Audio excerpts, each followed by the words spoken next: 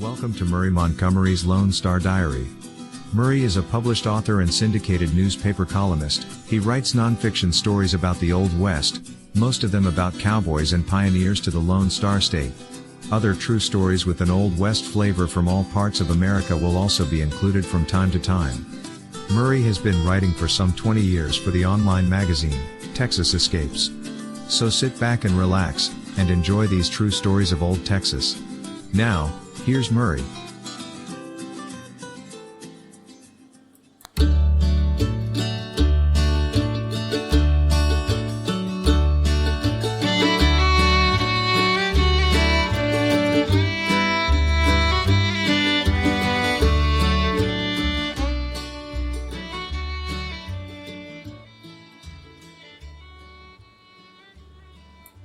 Hey everybody, I'm glad to be back with you this evening for another edition of Lone Star Diary.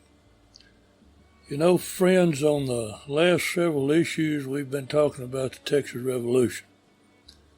We were talking about letters from the Alamo and letters from Goliad, and then the last battle that pretty well secured Texas was the Battle of San Jacinto.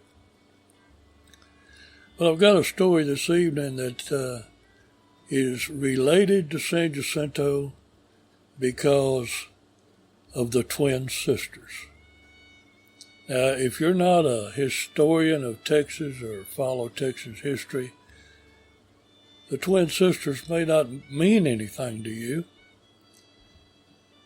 But I'm going to teach you a little bit about what the twin sisters were and their history at the Battle of San Jacinto. Thus, the title of this episode is Twin Sisters at San Jacinto. And this information is coming from the Handbook of Texas Online and a few other sites and some books and different places where I've researched this history. So I'm going to share it with you right now. On November the 17th of 1835, after Texas agent Francis Smith convinced the people of Cincinnati, Ohio, to aid in the cause of the Texas Revolution, the Ohioans began raising funds to procure 2 cannons and the attendant equipment for those cannons and send them to Texas.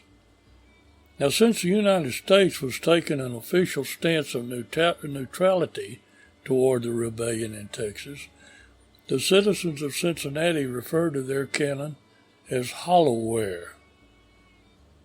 In fact, the hollowware was 2 iron 6-pounders, which were manufactured at the foundry of Hawkins and Tatum in Cincinnati and then shipped down the Mississippi to New Orleans. William Bryant, an agent of the Republic of Texas in New Orleans, he took official possession of the guns on March 16, 1836. From New Orleans, the guns were placed on the schooner Pennsylvania and taken to Brazoria. Brazoria was part of Texas at that time. According to family tradition, the cannons received the name Twin Sisters at Brazoria because of the twin daughters of Dr. Charles Rice, who by coincidence were on board the Pennsylvania when it arrived in Texas and were asked to make a speech and present the cannons to the people of Texas. However, the first known use of the name was in a letter from President David G. Burnett to the Texas Committee in Cincinnati on July 22, 1836. After several unsuccessful attempts to get cannons to the Texas Army under Sam Houston, which was retreating toward the Sabine River, running from the forces of General Antonio Lopez de Santa Anna, the twins were finally reached the Army at their camp on the Brazos at the Bernardo Plantation on April the 11th, 1836. and this was less than 2 weeks before the Battle of San Jacinto. The cannons were sent from Bezoia to Galveston on the Pennsylvania, then to the mainland aboard the schooner Flash, and to Harrisburg on the Ohio, where they were hauled by B.W. Breeding's oxen to Bernardo. A 30-man artillery corps was immediately formed to service the guns, the only artillery with the Texas Army at the time, and the guns were placed under the command of Lieutenant Colonel James Clinton Neal. Only 9 days later, the Twin Sisters saw their first action during a skirmish between the armies of Houston and Santa Anna on April 20th. In this fight, Neal was wounded, and command of the guns was passed to George W. Hockley. The next day, April the 21st, 1836, saw the Battle of San Jacinto and the securing of fame for the Twin Sisters. That afternoon, near the banks of Buffalo Bayou, the Texas Army struck at Santa Anna's unsuspecting troops. The twins were probably near the center of the Texans' line of battle and 10 yards in advance of the infantry. Their first shots were fired at a distance of 200 yards, and their fire was credited with helping to throw the Mexican force into confusion and significantly aiding the infantry attack.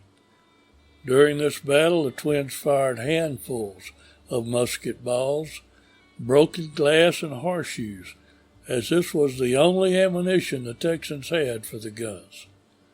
Among the crews serving the guns were several men who later made prominent names for themselves in Texas history, including Benjamin McCulloch, a future Confederate general who endeavored to bring the twins back from oblivion in 1860.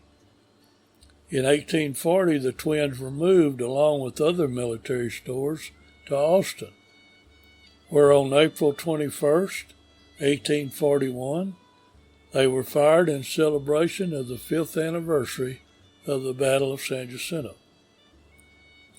When Sam Houston was inaugurated as President of the Republic that year, the twins were fired as Houston kissed the Bible after taking the oath of office.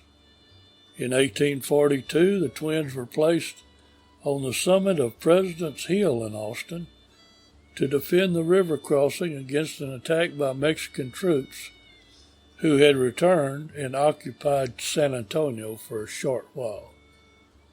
The cannons were inventoried in Austin in 1843, where they remained another 20 years.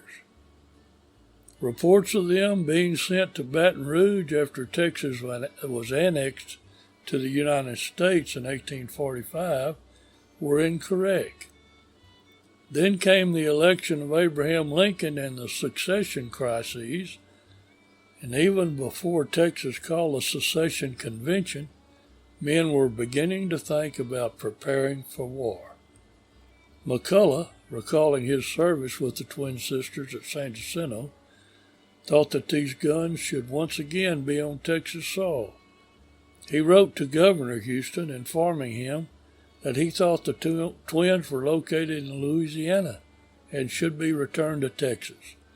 Houston agreed and wrote to the United States Secretary of War asking for the return of the twins. Before action could be taken on this matter, however, Texas has seceded from the Union, and the Texas Secession Convention appointed a commission to ask Louisiana for the return of the Twin Sisters cannons. But inquiries showed that the cannons had been sold to a foundry in Baton Rouge for scrap iron some years before. Instead of being the Twin Sisters, the cannons sent to Louisiana were 2 iron 6-pounders acquired by Thomas Jefferson Chambers for Texas in 1836. George Williamson, commissioner for Louisiana to the state of Texas, discovered that one of the guns was still at the foundry, although in mighty poor condition, and that the other had been bought by a private citizen in Iberville Parish. Having found the cannons, Williams asked the Louisiana legislature to purchase and repair them before presenting them to the state of Texas. Louisianans passed an appropriation of $700 to procure the guns, mount the same in a handsome manner, and forward them to Texas.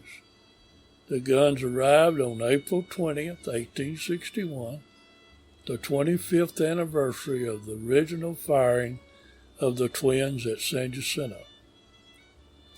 The next report of the twins was on November 30, 1863, when Major A.G. Dickinson, commander of the Confederate post at San Antonio, reported that they were in the rebel arsenal at Austin, although in very poor condition. On February 8, 1864, Lieutenant Walter W. Blow wrote to Colonel John S. Rip Ford, who was preparing an expedition to recapture the Rio Grande River from invading Federal troops, that he was preparing to send the twins to San Antonio so that they could accompany Ford's command. Blow's February 1864 report is the last official and certain mention of the twin sister cannons.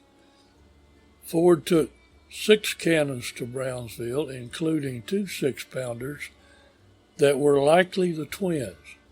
They were present at the last battle of the Civil War at Palmetto Ranch and abandoned in Fort Brown after Ford learned of Robert E. Lee's surrender at the Appomattox Courthouse. And on speculation, the twins were probably shipped back east by the Union Army and melted down for scrap iron. Now, there are various stories as to their fate at the end of the war. One of the most intriguing is that a group of Confederates, led by Henry North Graves, buried the guns to prevent their removal by Union forces in August 1865 in Harrisburg. The guns that Graves buried were 2 4-pounders unloaded from the schooner Cayuga on Galveston Island in 1836. And they were acquired by the Galveston Artillery Company in 1843 and mistakenly believed to be the twins. The 2 Chambers guns brought back from Louisiana in 1861 were erroneously reported as the twins by M.A. Sweetman, who saw them in Houston's Market Square on July 30, 1865, and identified them by the brass carriage plaques installed in Louisiana. The guns were shipped east, where one of the carriage plaques was found in New York. The plaque was sent to Governor Pat Neff in 1924 and placed in the Mayborn Museum at Baylor University. Now, that's the history of the twin sisters. And basically, after all this talk and all these letters and all these so-called sightings, nobody really knows what happened to the cannon. They don't know if the cannons were indeed carried off by Union soldiers and melted down for scrap iron, or if they still exist somewhere. Nobody really knows. Wouldn't it be interesting if somebody had them or knew their location? But like many things that happened during the Texas Revolution, they're lost to history, just like the 2 cannons that Sam Houston pushed in the Guadalupe River at Gonzales before he began his retreat in the runaway scrape. It's a mystery. It's a mystery, friends, and I doubt that it'll ever be solved. But I just wanted to share that with you and tell you the story of the Twin Sisters cannon that came about from the from the kindness of the good people of Cincinnati, Ohio, and their belief in the Texas Revolution and the fight for freedom. So now, if anybody ever asks you about the twin sisters at San Jacinto, you'll know exactly what they were talking about. So that's all for this time, friends. I hope that you got something out of this. I hope you enjoyed it, and I hope you'll share it with other folks. But for now, we're going to move on and prepare for the next Lone Star Diary. I hope you all have a happy Easter, and I'll see you again on down the road. Good night, everybody.